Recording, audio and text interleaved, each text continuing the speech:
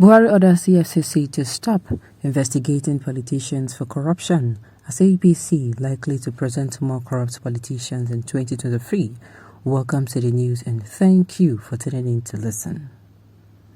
The President spoke on Friday at the unveiling of the EFCC Standard Operating Procedures, Policies and Manuals at the State House as disclosed by the Special Advisor to the President on Media and Publicity, Femi Adesina. President Muhammadu Buhari on Friday in Abuja admonished the Economic and Financial Crimes Commission, EFCC, to avoid being used for partisan politics or getting dragged into personal disputes. Buhari urged the anti-graft agency to focus on serving the nation to entrench good governance. The President spoke on Friday at the unveiling of the EFCC Standard Operating Procedures, Policies and Manuals at the State House as disclosed by the Special Advisor to the President on Media and Publicity, Femi Adesina. He also advised leaders and all operatives of the Commission to resist the temptation of being influenced by political actors for personal gains or to score political points. I must advise the leadership and operatives of this Commission to resist the temptation of being used for partisan politics or be dragged into personal disputes. Your job is to serve the nation in its efforts to entrench good governance, he said.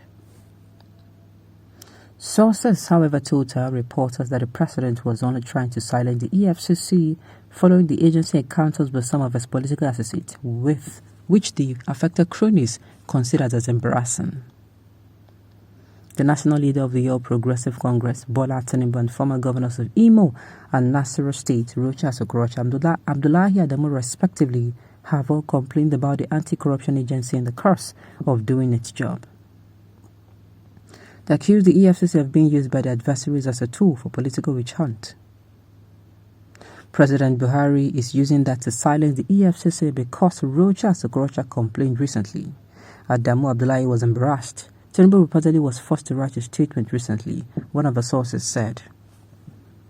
During a meeting with Buhari at the presidential villa Abuja in February, Okorocha sought the intervention of his host over what he described as an unjust harassment by the EFCC.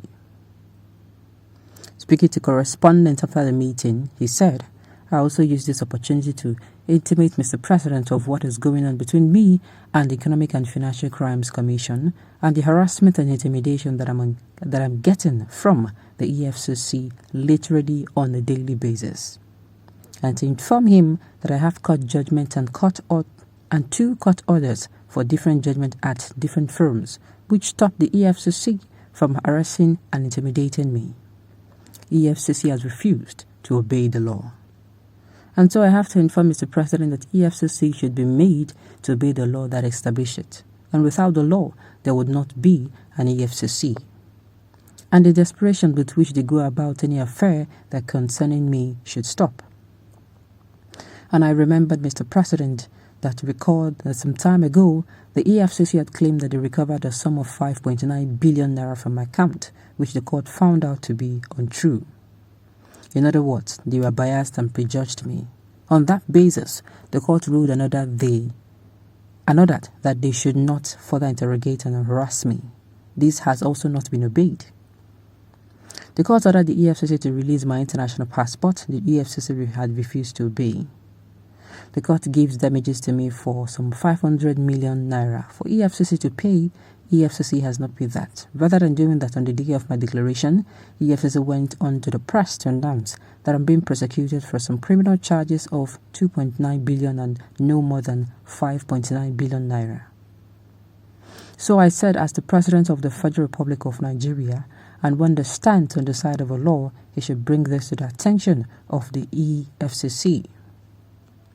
Sahara reporters earlier reported how Adamu, the president's choice for APC national chairmanship, who served as governor of Nasarawa State between 1999 and 2007, was a March 2010 arraigned by the EFCC at the Federal High Court in Lafia. The EFCC has instituted 15 billion fraud allegations against Adamu and others. The president, however, commended the leadership of the EFCC for securing 2 1,220 convictions within a year and recovering over $152 billion and $385 million. Ladies and gentlemen, I am glad to know that the war against corruption, which is one of the cardinal objectives of this administration, has been threatened through the institutionalization of operational procedures, particularly as they form the building blocks of transparency and accountability in administration and public expenditure, he said.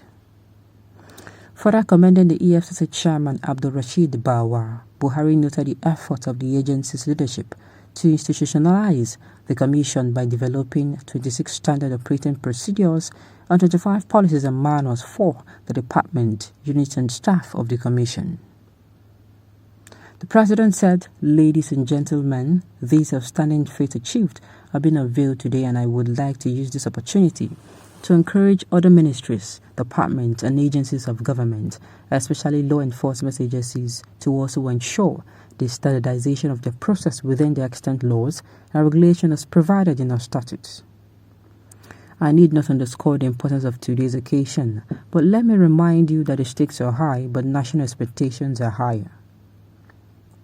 Therefore, we must continue to strive and deal decisively with matters in accordance with the rule of law. On the part of the government, we should continue to accord all necessary support to MDAs in order to ensure the sustainability of the initiatives already commenced in actualizing our vision of a corrupt-free society. Let me conclude by saying that the fight against economic and financial crimes in Nigeria is a collective responsibility of all Nigerians if we are to make meaningful progress as a nation. I invite you all to fight corruption and in all its ramifications and join us to entrench good governance values and integrity within all our systems. As I have often said, if we do not kill corruption, corruption will kill us as a nation. Also, according to Buhari, the development of standards demonstrate the commitment of this administration to fight against corruption and the acceptance of transparency and willingness to be subjected to scrutiny against set standards by services. This is a confirmation of national effort against graft, he said, adding, "I understand from your remarks, Mr. Chairman, that these are the first collection of policy documents ever developed in the 18 years of the Commission's existence aimed at defining the institutional rules and operational guidelines while instituting uniformity and standards, improving efficiency, and removing discretion from your operations. These are indeed remarkable achievement and very commendable." Okay, on this note, we've come to the end of the news. We say thank you for tuning in to listen. And until I come your way next time, enjoy the rest of your day.